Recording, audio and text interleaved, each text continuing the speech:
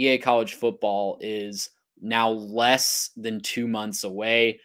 Today, May 29th, as we're recording this, we had a treasure trove of information come out. There's a big exclusive meeting in Orlando, Florida this weekend. It was a who's who of college football content creators. I think our invitation must have gotten lost in the mail. I'm not really sure. Probably a mix up with the three of our addresses. They just didn't know which one to send it to. So exactly. I think it just got a little turned around. Yeah. Probably got a combination of our three addresses somehow. It just got returned to sender. So we'll forgive them for that. Our invitation was lost in the mail, but it was a who's who of college football content creators. Andy Staples, Chris Vanini of The Athletic, a lot of the guys that have been hyping up EA College Football on Twitter for the past decade that we haven't had a game have been were able to go to Orlando, Florida, and they were given somewhere between 5 and 6 hours of access. There were presentations on the game. There was 3 hours of gameplay that they got to actually play the college football game and Madden coming out this year, kind of back to back. And we got a ton of information out of these presentations. Garrett, I don't know about you, but I walked away just even more excited about this game because a lot of my fears were kind of spoken away by this real actual gameplay. And there were some things that I wasn't even expecting that came out of this as well. Oh, for sure. And there were so many good things. I do want to, for a second, just go ahead and rest in peace to the mascot mode. And me and the other mascot mode fans, we're going to go, storm some castles or, I don't know, sign a petition. There are dozens of us. Okay. So we'll get out there. No more high school football on Road to Glory. Yeah, that was a bummer. We'll start with the bummers, but yeah. And look, it wasn't going to be perfect. We'll see what happens. Maybe this is a late patch or a DLC or something like that. EA loves their DLCs, so we'll see. Maybe they add mascot mode as a DLC later. But there were so many things that when I was reading through this pre-show and we're kind of going through these articles and talking about it, man, like there's so many things to be optimistic about. I think that it's going to take a lot of the guesswork out of it. You're going to actually have to know like how to play the game, understand the mechanics, and once you get the mechanics down and once you actually acquire some skill, it's going to be a lot more than just punching a couple buttons or just like hold down B to press to the go to the guy in the flat or something like that. You're going to actually have to like figure out how long to hold the button to put some feel on it, figure out how to run behind your blockers, like actually learn a little bit about the game of football to be good at this. And so I'm excited to see kind of what all this ends up looking like myself. And then, obviously we'll see kind of what's good, what's bad, what's maybe overhyped as we go out. But man, I think there are a lot of things that you could say. And obviously within, anything online, negative press is going to get you more clicks. And the fact that we got nothing but positives pretty much tells me that we should be excited about this game.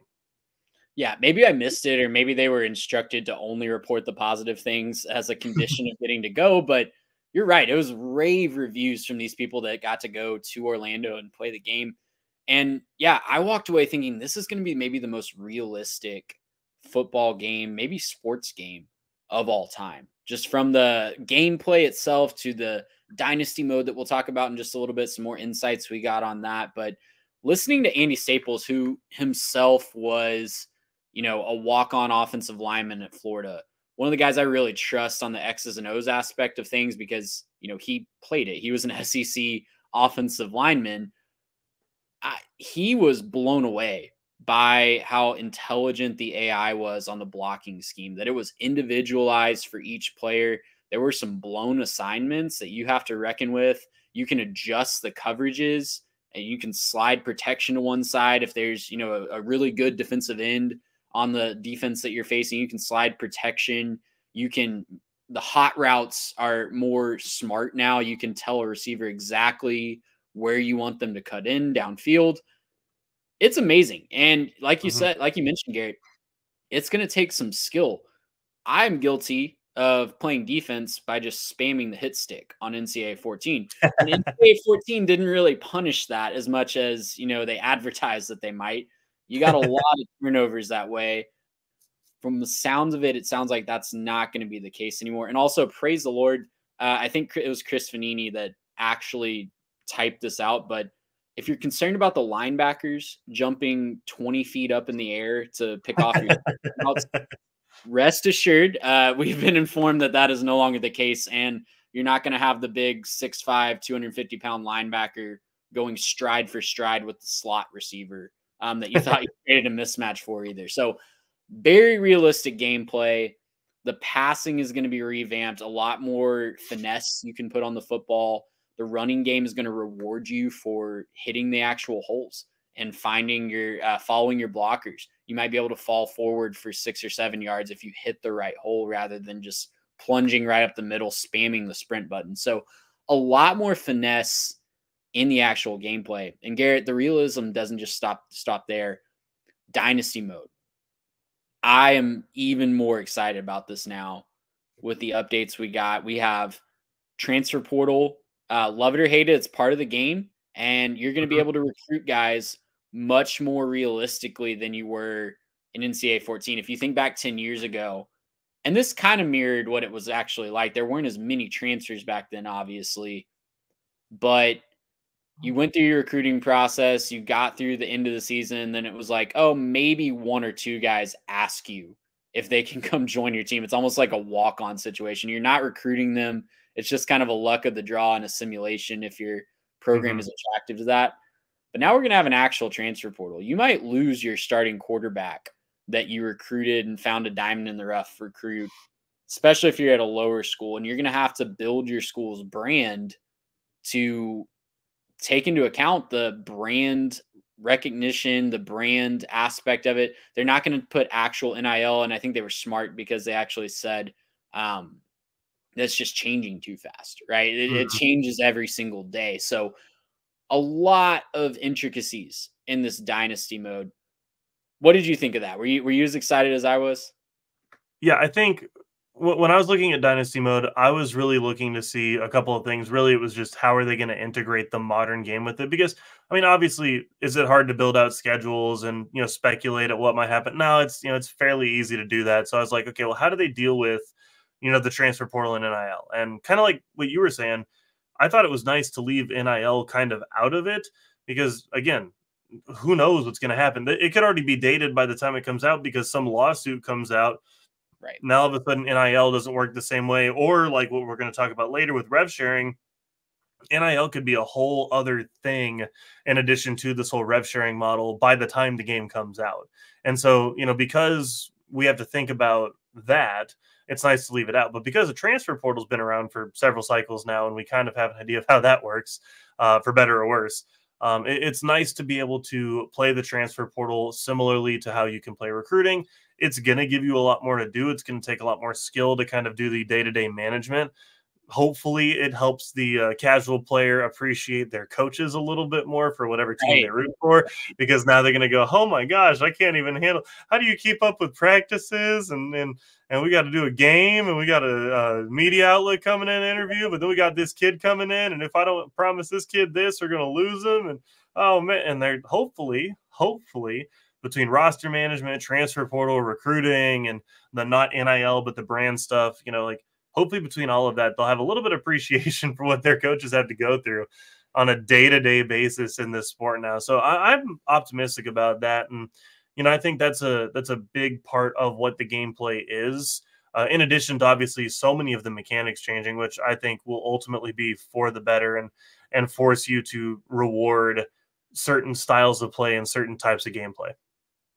I hadn't even thought about the appreciation aspect. That's such a good point. Some sociologist needs to come in and do a study on like message board meltdowns, fire the coach threads over the last 10 years versus 2024. Well, and how about hopefully maybe an added perk at some point in the future is AI message board stuff where whatever you do in your game, there's an AI that models it, and now you get to go get the message boards, straight to your phone. So, you're sitting there and you're, trying to talk with a kid on the phone, or you're sending a text or something like that. And then all of a sudden you just get a little notification like, this coach sucks. He's awful, man. Why did we ever hire this bum? Right. And it would just kind of be funny to have that as a feature in the game at some point where, you're getting berated for losing games the same way that coaches did. And, you can kind of feel some of that heat the same way they do. Yeah. and it takes a mental toll on you at some point that you're like losing some sort of mental meter, and you got to go to Cabo or go play around a golf with Kirby Smart and Nick Saban to kind of pick up. You're like, I won 3 championships here, but I lost a game to another team that also won a championship, and now my fan base wants to fire me. Man, the realism, though, I think is the main takeaway here. But Dynasty mode, I didn't even mention this off the top, but there's within a game, you can only take so many hard hits with one player. So, you know, the days of running your same running back 40 times because it's working, not going to happen, because there's going to be even body part specific injuries that take some people have even said in game it took the overall rating of the player down. So they're getting that sophisticated. Like running back gets you know, a thigh contusion or a sprained ankle or something, he's no longer an 89 overall player, he's now a 65 overall player. And you have to decide not just re-injury risk, but is he going to actually help your team when he's out there? And this is something I wanted to bring up too. I want to throw some massive compliments to the team at EA that did this, because this is not a typical EA move. As a guy who's played several games across several genres from EA, they do not think about player experience or like the kind of internal logic very frequently. They're you know, kind of a DLC factory, and they just kind of like to do that and hold on to rights and then go slow. And they're like, ooh, look, cool graphics. But that's kind of what EA tends to do, at least in more recent years with some of the games that I've played. Man, like I am just so thrilled that they actually thought this stuff out, right? So like we're thinking about run game. In previous games, you know, you wouldn't think too much about run game. You just, you know, power flex and you know, ISO and counter and whatever. And you start to throw some of those out there, and it's just like, which hole do I want to run through technically? And then you just got to hope that the O-line opens up enough of a hole and you can get to the second level. But to actually be able to reward thinking about it, seeing the holes, reacting, going fast, going slow, throwing a, you know, stiff arm, whatever it is, to be able to reward that and then not just abuse that system either, but say like, hey, you might want to sub a running back out for a spell and, you know, see if there's this new guy that can come in and help out. And also, like on the injury front, the fact that it will get specific with it and not just, well, my guy ran 15 times and at, you know, time number 16, they just decided he was hurt now.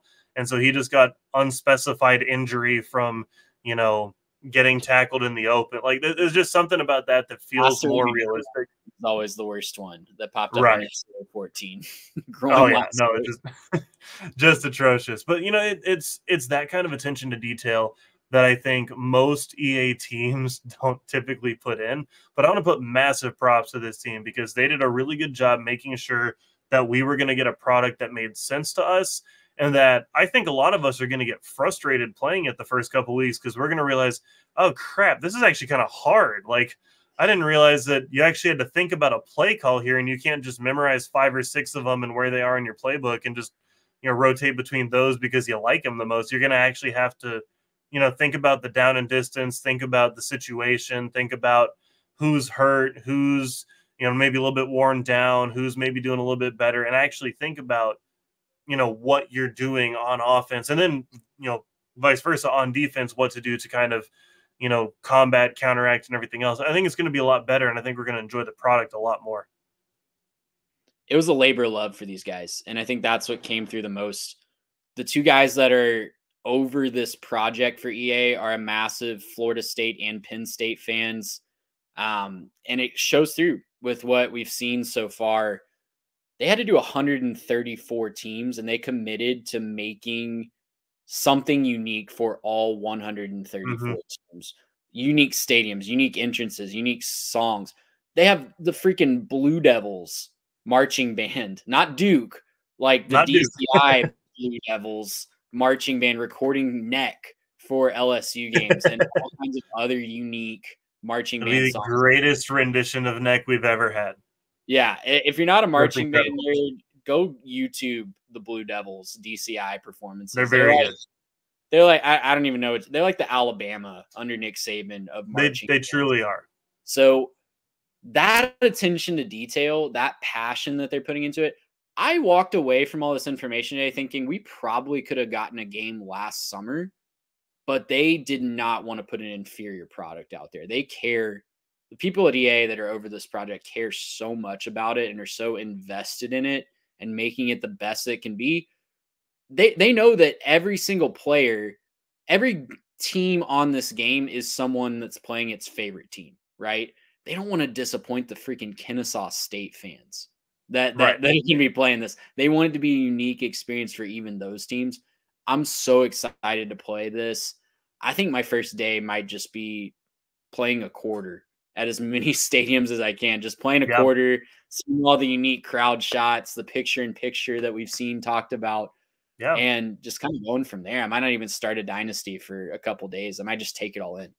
Right. And I mean, that's the big thing is they wanted to make sure that the fan experience, again, they're thinking about the fan experience. If you're a fan of a smaller school, you shouldn't get bumped just because your school's smaller. Like, you still care about your school. You're still a passionate fan base, right? There's things that we all love about the game, and it's not the game itself or, oh, I just love college football. We love college football because it's our team going out there to compete, and we like the traditions and we like the stuff about our school that makes us different. And that's, I think, what's going to shine through in all of this.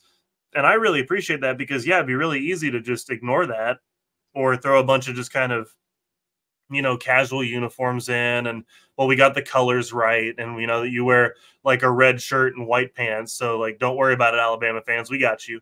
And so you could do that very easily. But instead they said, like, okay, for every single team, I don't care if you're big school, small school, like, you know, hey, if you're Akron, there's still a couple thousand people go to Akron, right? And you got, you know, enough alumni that, you know, hey, if you want to go and sell your game to Akron fans, they're actually going to get something that they want out of their team and out of their school, their whole experience. And so I'm really excited about where this game is going. I think this is a lot of good news. I will continue to just say that I'm still disappointed in no mascot mode. That'll be just a personal gripe I have throughout the summer. And every time we talk about how great it is, I'll say, how hard would it have been to just reskin some of these players and give them a generic mascot and whatever, right? This would be so easy to do. They just didn't do it. It's fine. I'm fine. You know, whatever, EA. Well, that's the biggest complaint we have. I think we're in a good spot. Yeah, you're probably right. I can't wait to play this game. We're going to have so much more content about EA College Football 25. Make sure that you are liked and subscribed on the channel, on the podcast, following us on Twitter and Instagram at 3TechPod so that you can stay up to date. We're going to take a short break, and we'll be right back with another hot topic that Garrett and Mitch tackled a little bit last time, but we got a little bit more clarity on it. We'll be talking NCAA revenue sharing next. Gracious, how about